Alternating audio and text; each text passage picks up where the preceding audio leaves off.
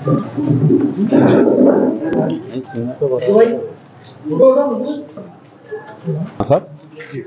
अल्हम्दुलिल्लाह, आज मजलिस बचाओ तहरीक की जानिब से मैं अमजदुल्ला खान को नॉमिनेट किया गया है as a MBT candidate for Yakutpura. तो यकीनन ये बड़ी खुशी की बात है मेरे लिए, लेकिन बहुत बड़ी जिम्मेदारी है। तो जमात के सदर जनाब मजीदुल्लाह खान फरद तमाम जमात के रुफ़ा से बातचीत के बाद में फ़ैसला लिए और इंशाअल्लाह कल सुबह में 10 बजे के अतराफ़ में 11 बजे मैं जो रिटर्निंग ऑफिसर है वहाँ पर याकुतपुरे का जो चंपापेट में है वहाँ पर नॉमिनेशन डालूँगा मैं।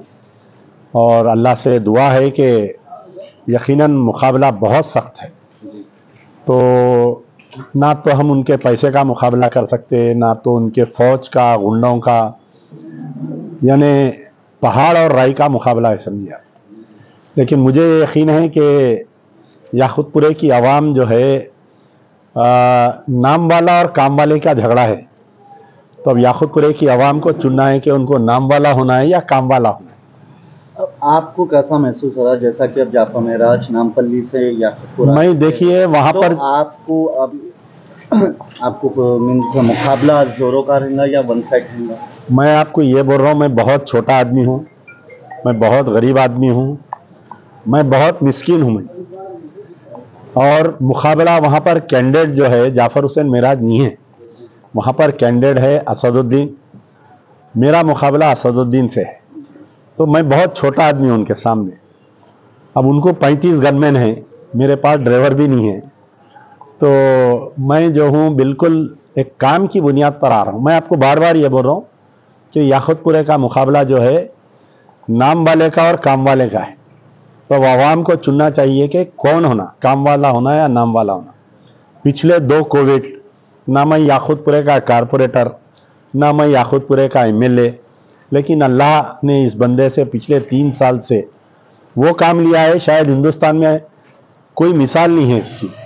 मुसलसल 3000 दिन और 3000 रातें मैं आवाम के दरमियान में गुजारा। तो बहरहाल एक काम की बुनियाद पर है। आप देखिए कि बहुत सारी चीज़ें हैं।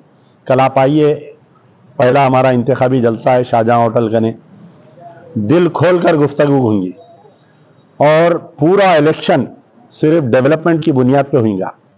डेवलपमेंट डेवलपमेंट डेवलपमेंट डेवलपमेंट, इससे आगे और कुछ नहीं।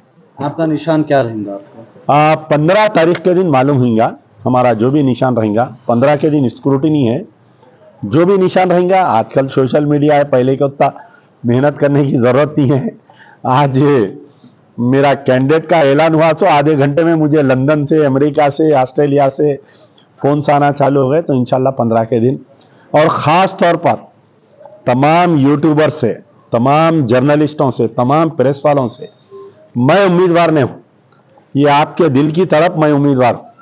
आप लोगों की ये जो तड़प है, जो कोविड में आप लोगों की तड़प देखे, जो मीडिया में लाए बात को, जो एनकाउंटर्स हुए, जो पुलिस कस्टोडियल डेथ्स हुए, जो गवर्नमेंट पार्क्स कब्जा हो गए, यानी एक ऐसा उम्मीदवार जो रहेगा उन्हें एमएलए याकुतपुरे का, लेकिन काम करेगा पूरे तेलंगाना का। अच्छा, एमबीटी पार्टी से कितने उम्मीदवार? अभी तक टोटल 6 उम्मीदवार हैं। अभी कल और क्या फाइनल होती, हमारे जनरल सेक्रेटरी मुस्तफ़ा महमूद साहब और सीनियर तमाम लीडर देख रहे हैं वो।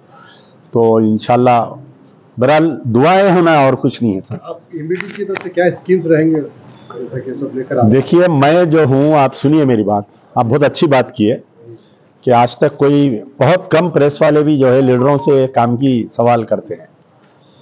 आप कोविड आया, कोविड 1 और कोविड 2 के बाद में सबसे ज्यादा अगर कोई मुतासिर हुए हैं तो हमारे ओल्ड सिटी के लोग मुतासिर हुए। आप देखिए, कपड़ा इंडस्ट्री वापस बैक टू पे आ गए, होटल इंडस्ट्री आ गई, अच्छी हो गई, बिजनेस वाले अच्छे हो गए।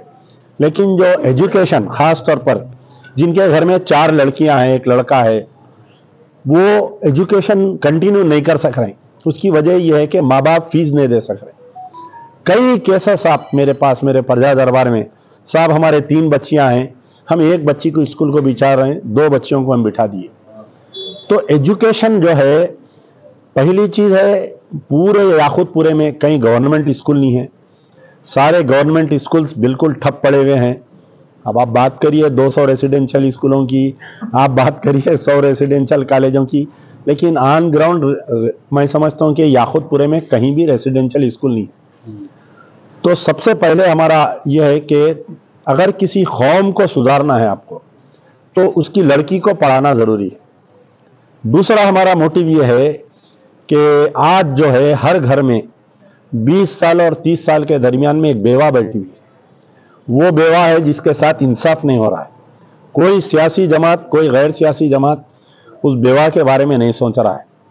या तो उसका शौहर तलाक नहीं दे रहा, या तो उसका शौहर खुरा नहीं दे रहा, या तो वो यंग एज में बेवा हो गई, 2-2, 3-3 बच्चे हैं। ऐसे विडोज के लिए, ऐसे बेवाओं के लिए ना तो गवर्नमेंट में कोई स्कीम है। यंग विडोज बोल रहा हूं मैं आपको, 50 साल की विडो को 2000 रुपये वजीफा है। तो इनके लिए जो है, ऐसे जो यंग विडोज, जो लड़कियां घर में बैठे हुए हैं, तो मजलिस बचाओ तहरीक अमजदुल्ला खान एक एम लेकर आ रहा है। क्या एम है कि अगर वो पढ़े लिखे हैं, हम उनको ट्रेनिंग देंगे, ऑनलाइन ट्रेनिंग देंगे, हम उनको लैपटॉप दिलाएंगे, हम उनको वर्क फ्रॉम होम की ट्रेनिंग देंगे। लैपटॉप जो 40,000 रुपए में आएंगे हम दिलाएंगे उनको, हमने अल्लाह दिलाएंगा, माफ करना बड़ी बात बोल दिया मैं। और अगर कोई अनएजुकेटेड है तो उनको स्किल्ड लेबर सिखाएंगे हम। क्या स्किल्ड? उनको मेहंदी डिजाइनिंग सिखाएंगे, उनको लेडीज टेलरिंग सिखाएंगे। अगर वो लड़की लेडीज टेलरिंग सीख लेंगी तो हम उसको मशीन दिलाएंगे, 10-15 हज़ार रुपए का मटेरियल दिलाएंगे हम। अगर वो लड़की जो है मेहंदी डिजाइनिंग सीखेंगे तो उसको मेकअप किट दिलाएंगे हम उसको।